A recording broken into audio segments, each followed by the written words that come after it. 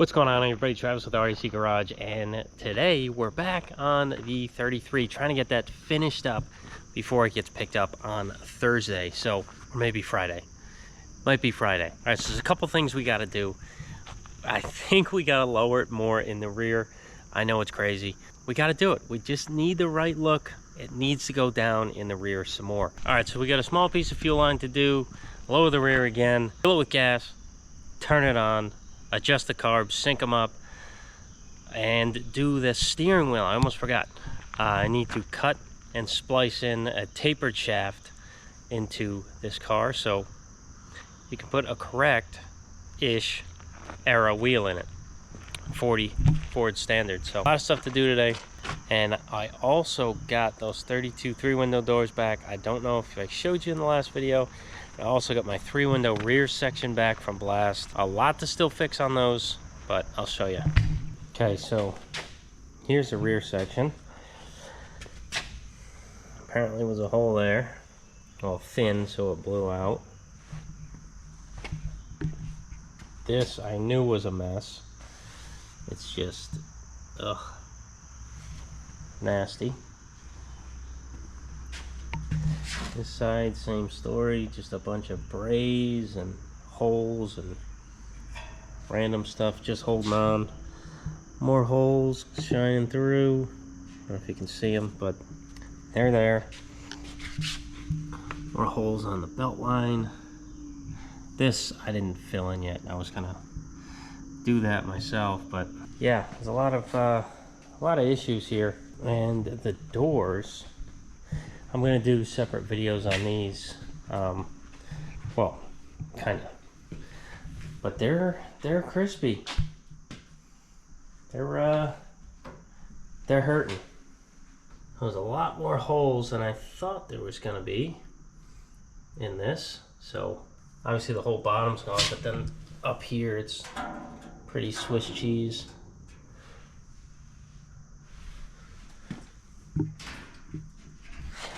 Yeah, that one's pretty nice. There's really nothing wrong with that door. So, this is going to be a challenge, but I'm ready for it. So yeah, let's get to work. I got to take the time to thank Al for a little care package for the new shop.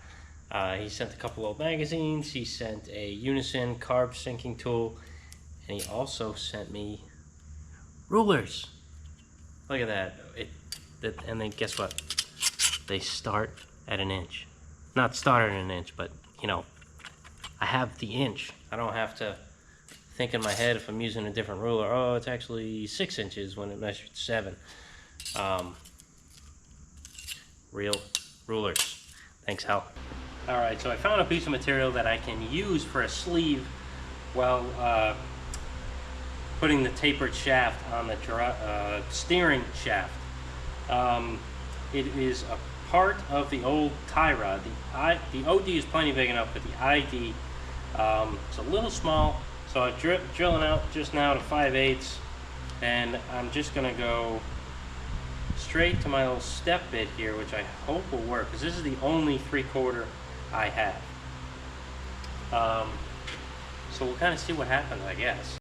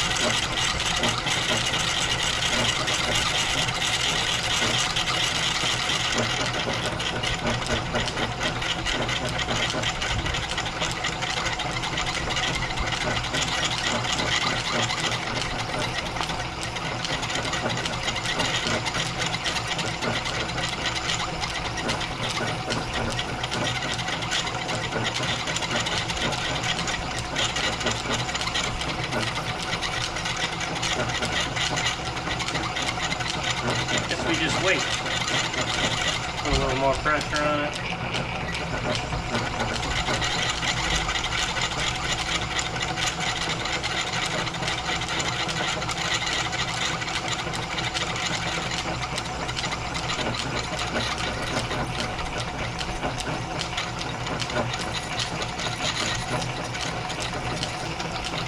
Chips evacuating, which is nice.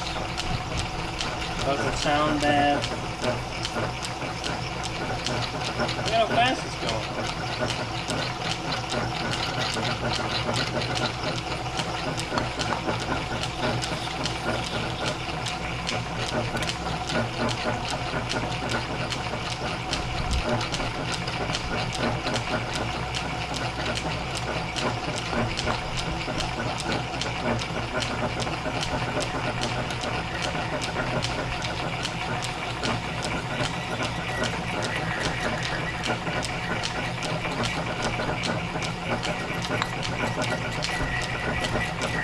I'm definitely going to need a glove because this is going to be hot as you know what. Alright, so I lost a bit, but I expected that because it was only held on by a magnet.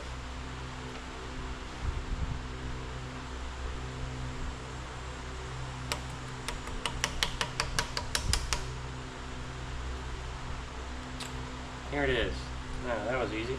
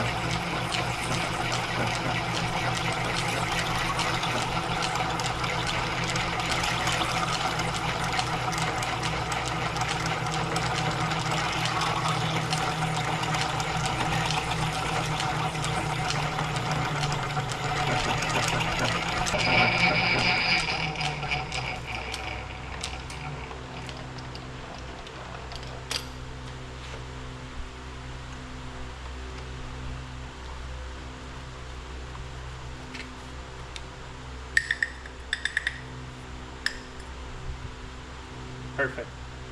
Perfect. Okay, now let that cool down because that is hot. And we'll cut and weld it together. Oh, well, I thought it was just shutting the camera off. Well, let's just cut this. I don't know if I recorded cutting this off and I shut it off and I cut it again and I didn't record it, but I cut it at 12 because at first this guy was resting on the table and it wanted to kind of kick down, and I didn't want to have to hold it with the whole steering box here, so I just cut it a rough size and then held it here more sturdy. So it's cut at 12 inches, and now I got to figure out how to cut the one in there. I'll go a little less than 12 inches because I got that sleeve in there. Try to find a way to cut it without making a ton of sparks in the car. If I could bring this, well, I can. I guess it's a portable bandsaw. Just unbolt it from here. We'll see. We'll see what I feel like doing. Alright, so instead of busting my balls and welding everything in the car, I'm going to weld as much as I can on the bench. So I put half the sleeve on the tube, weld around this crack, and weld some of this seam closed just a little bit because I need it to open up a little bit for the shaft in the car. So let me get to welding. Hopefully this thing doesn't shut off. The SD card's been a little funky today.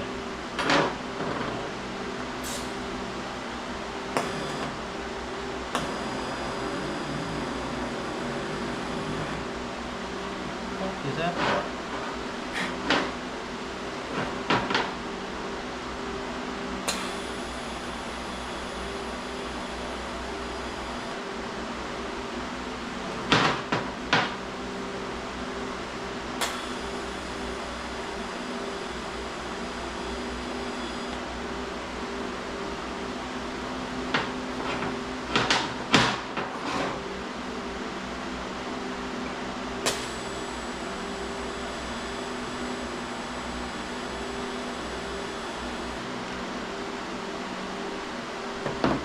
Got a spider in my helmet.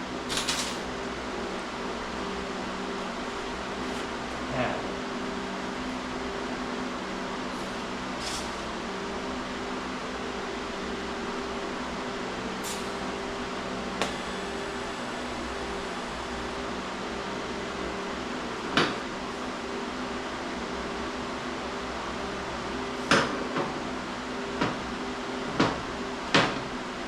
I know you guys can't see much, but I'm just going to tell you what I'm doing. Just marking the steering shaft down 12.5 inches maybe, just to get a little extra on it. Because I got that sleeve. Maybe I'll just do 12. I'll be fine. I'm a good measurer. I can't even see anything myself.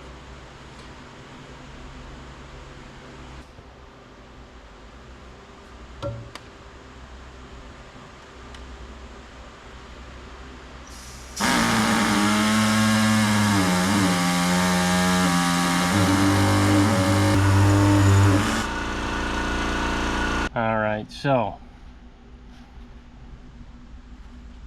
keyway's at the top like it should be.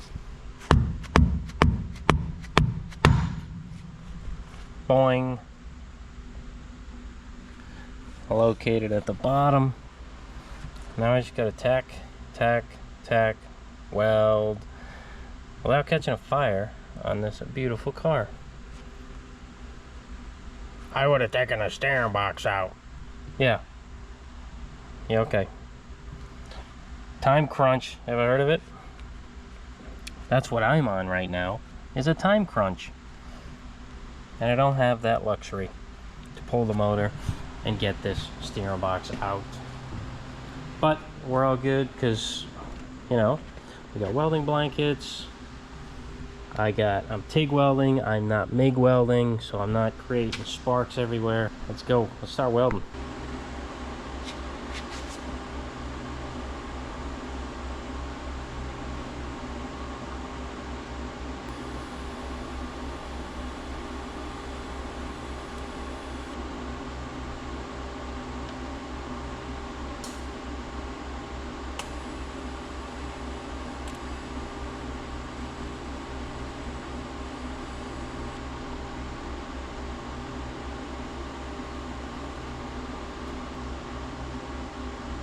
Alright, now I got it tacked up in a few places.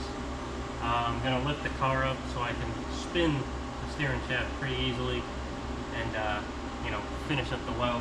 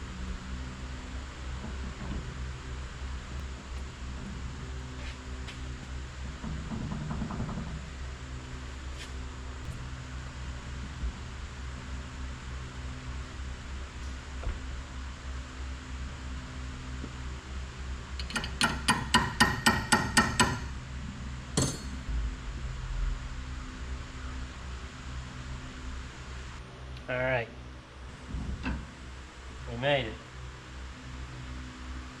Somewhere.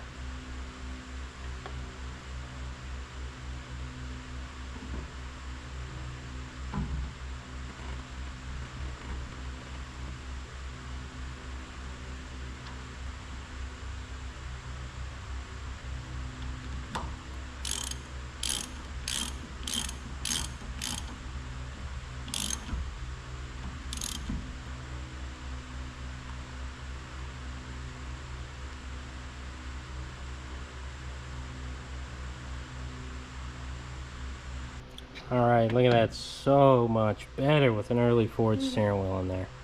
Man, that had to be done. Alright, so now, just gotta get the thing running again. Got some fuel. That's not the problem.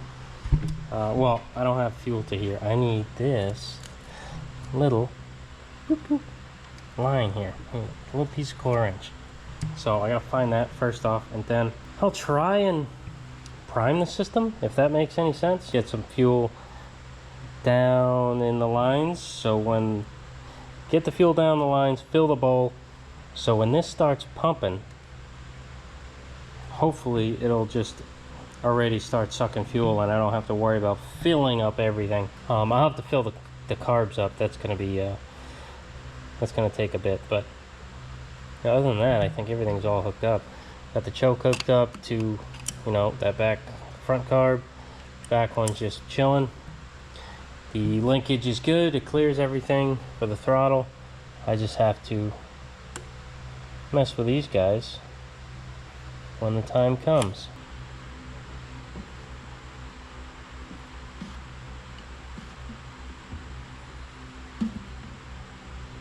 See what that does.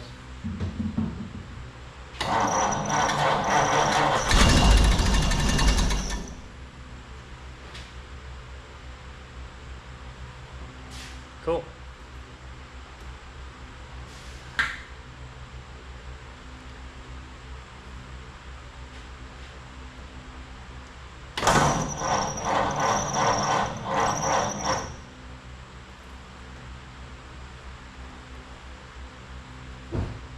Need more fuel.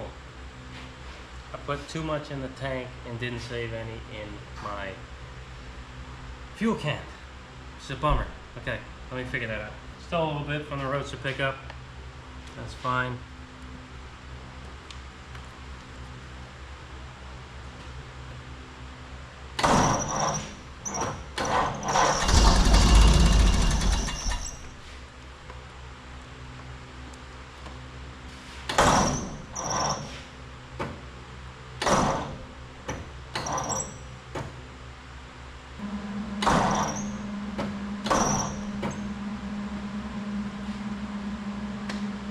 Alright, I got the charger on. We'll see. I bent that fan blade back so it doesn't hit it anymore.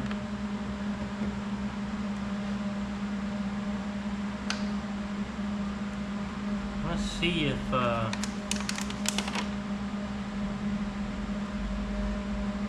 on, if I'm getting any fuel where I need it.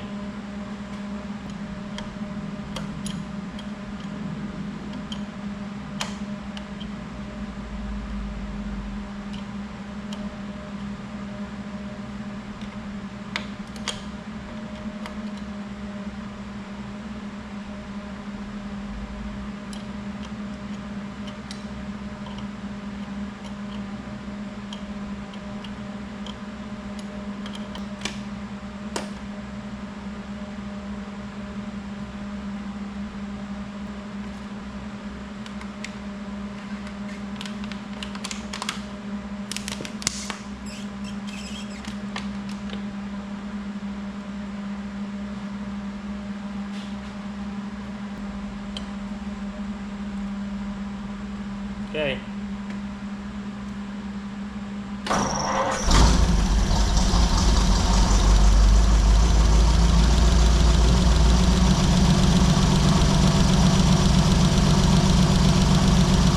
I saw some fuel swirling in the bowl. That's good.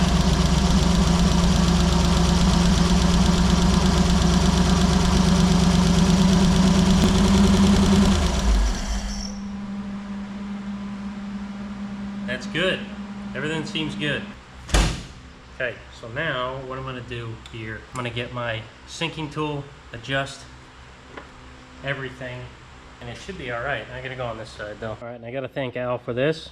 I know I did have one, but it's nice now I can have one at the shop and one at the home. So this is gonna be shop one. So let's use this and sync those two carburetors up. Really?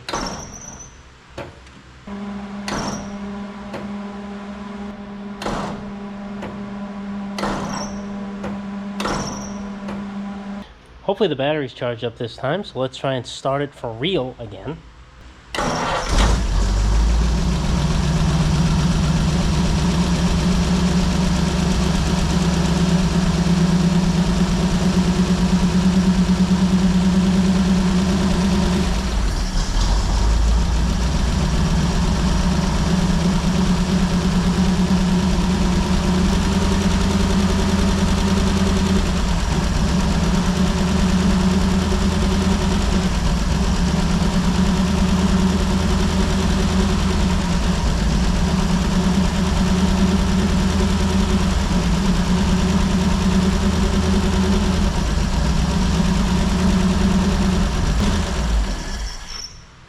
Okay, so now I'm gonna throw on those the throttle linkage to hook these two carbs together, tighten everything up, and we should be good to go.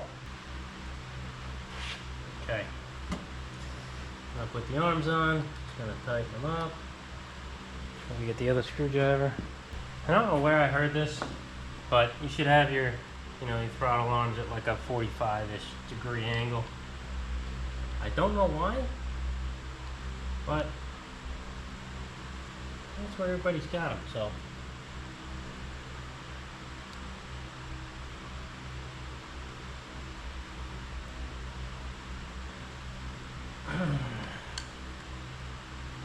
Great.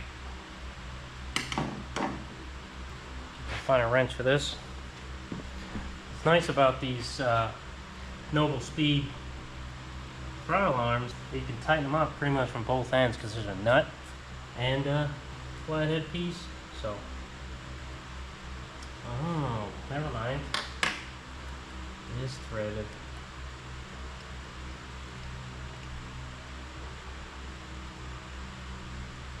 Never mind.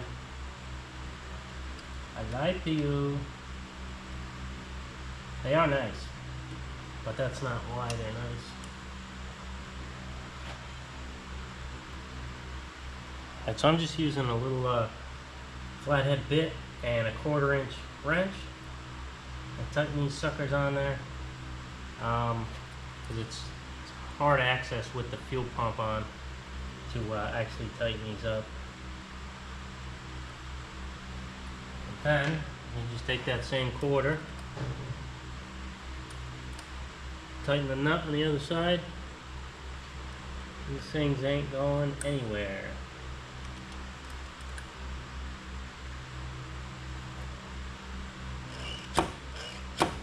Sweet.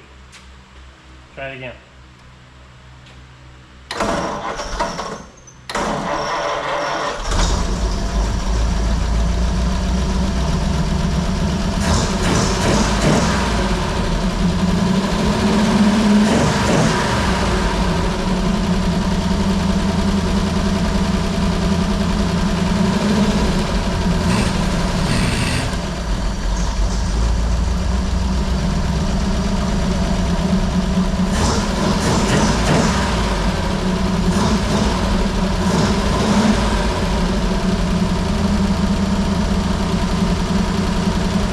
Hell yeah.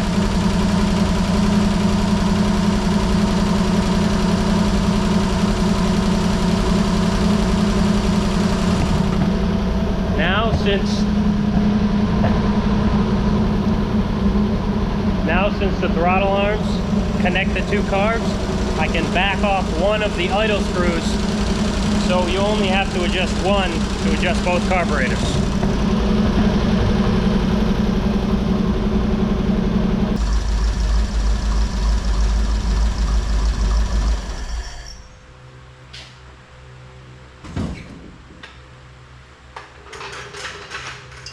Alright, so I tightened up the battery. That might have been the issue why it wasn't starting all the time, because the battery was just chilling on there, maybe not even getting charged. So I got a moving blanket in here so my dirty ass can get in it. Not have to worry about breaking it. Here's a real test. Oh yeah.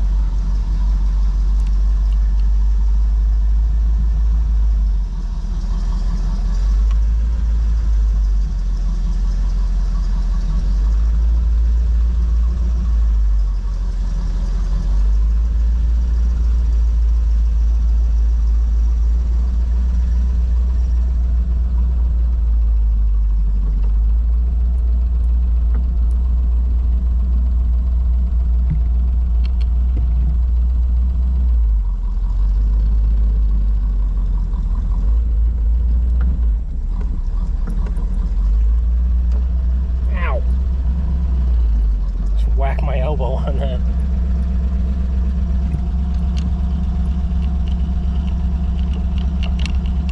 There we go.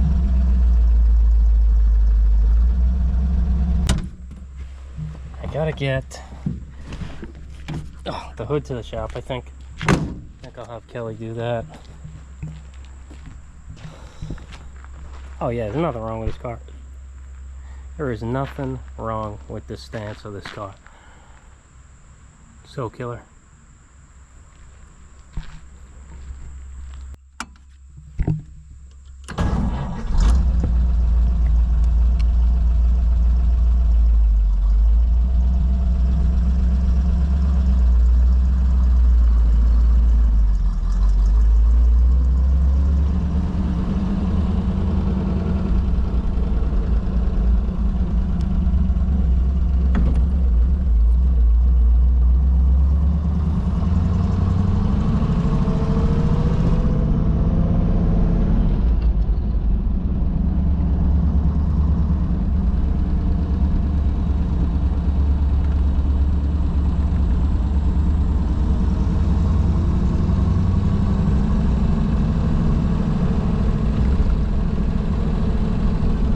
The steering wheel's mostly straight. You know, that's a feat that I usually don't know how to do.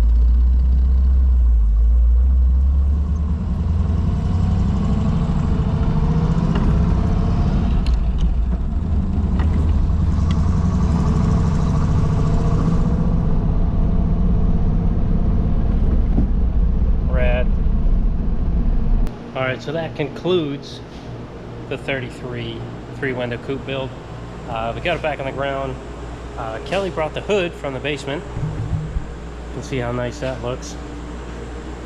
We took some pictures of it outside, and I'll take a video of it leaving tomorrow so we can check it out. But man, this thing looks good. For now, I put some sticky foam so the headlights don't rattle around, because we still have yet to find the reflectors and the kit. I tried to call Joe's Antique Auto. He's, you know, a couple towns up in Massachusetts. Just would not answer his phone for a week and a half. So I don't know if it's on vacation or what's going on. Fell short on getting those. God, the lighting, it's terrible. But yeah, took the spacers out of the back. I think it looks better, and it drives like a dream. Me and my dad took it out for, you know, down the block, went down the main road, hooked around neighboring streets. Steers great, rides amazing. You know, there's nothing wrong, and there's gotta be Zephyr gears in this transmission because it just goes. Once it hits third, it's like you can go forever. You can just drive in this car, so it's nice. It's a runner. So I think the only thing left to do, if I can squeeze it in tomorrow morning, is make up a plate bracket. Quick plate bracket there, so we can put something in there. But other than that, it's pretty much buttoned up. Carbs work great. They're synced up. You know, come on, nothing really beats this car. And it goes. It just drives.